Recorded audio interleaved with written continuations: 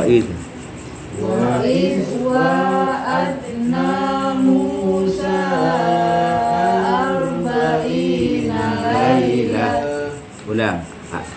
Wa'id وعدنا موسى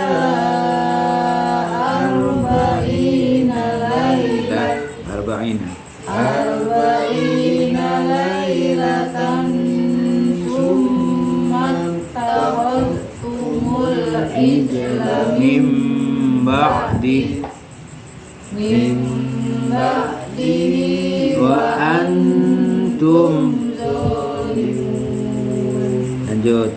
ثم عفونا عنكم من بعد ذلك Ulang.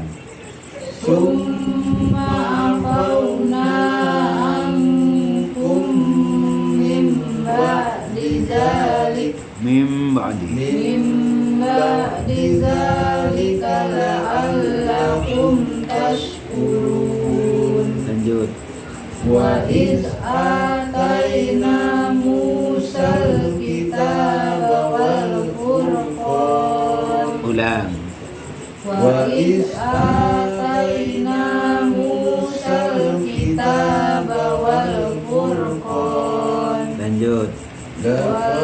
والفرقان لعلكم تهتدون Diulang. Wal furqana. والفرقان لعلكم تهتدون. Nah, kita baca terjemahannya ayat 51.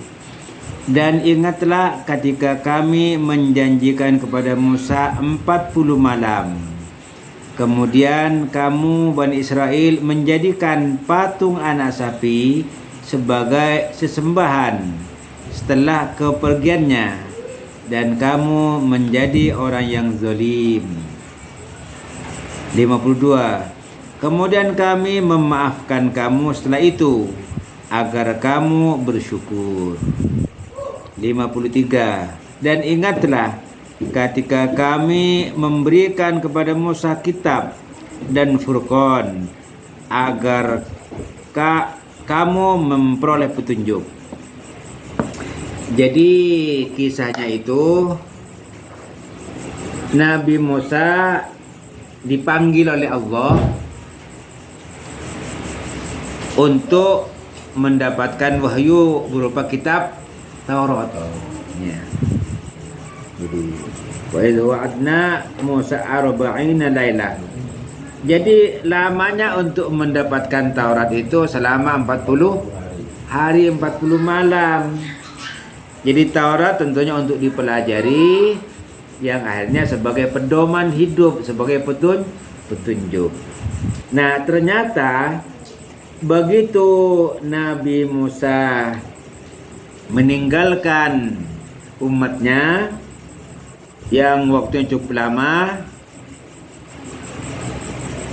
mereka lalu menyembah anak sapi, patung anak sapi yang dibuat oleh Samiri namanya. Jadi Musa juga Musa Samiri. Nah, itu membuat patung lalu disembah. Berarti mereka apa? Musyrik, karena menyembah selain Allah. Jadi begitu Nabi Musa pergi dari wilayahnya menuju tempat yang ditentukan oleh Allah untuk menerima apa tadi? Kitab Taurat sebagai pedoman hidup. Ternyata kaumnya di belakang menyimpang, yang mestinya menyembah Allah lalu menyembah anak sapi, patung anak sapi. Lalu Allah katakan, kalian itu zalim. Dikatakan zalim itu karena dia tidak meletakkan dirinya kepada tempat yang sebenarnya.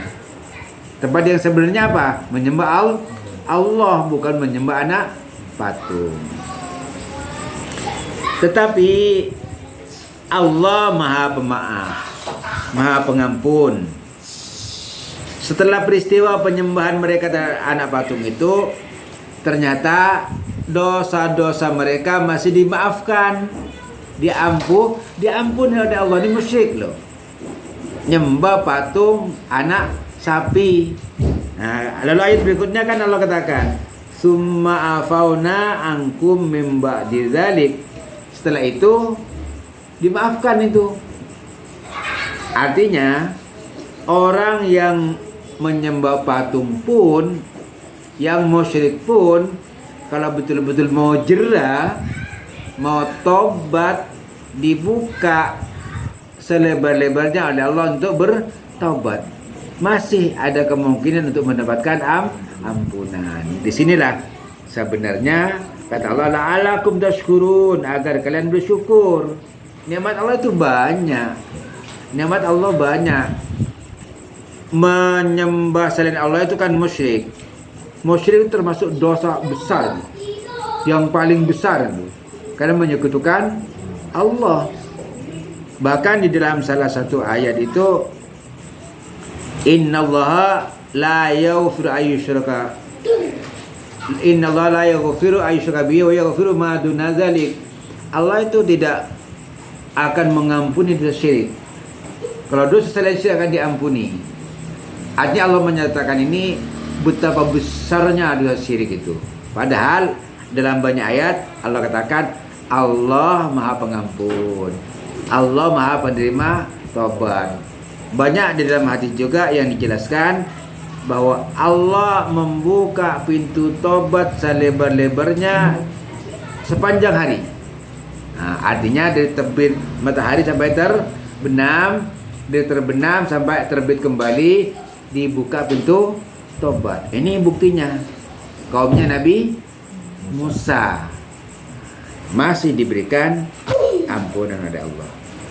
Lalu Allah menurunkan kitab suci kepada Nabi Musa, yaitu Taurat, yang fungsinya tadi disebut langsung oleh ayat Furqan. Jadi fungsi kitab suci itu, Taurat itu untuk membedakan hak dan batil. Itu arti Furqan, membedakan. Ini yang halal gitu, ini yang haram, ini yang boleh, ini yang tidak boleh. Itu Furqan namanya, membedakan yang benar dan yang salah, yang halal dan yang haram, yang boleh dan yang tidak boleh. Itu Furqan.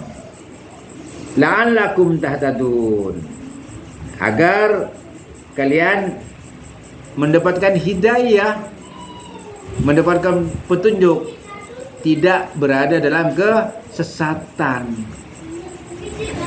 Jadi supaya tidak sesat, berpedoman kepada kitab suci. Nah, jadi kalau kita berpedoman kepada Al-Quran, itulah isi daripada 3 ayat tadi. Jadi orang yang menyembah selain Allah, kalau mau bertobat masih akan mendapatkan ampunan Allah. Jadi karena Allah Maha Penerima Taubat.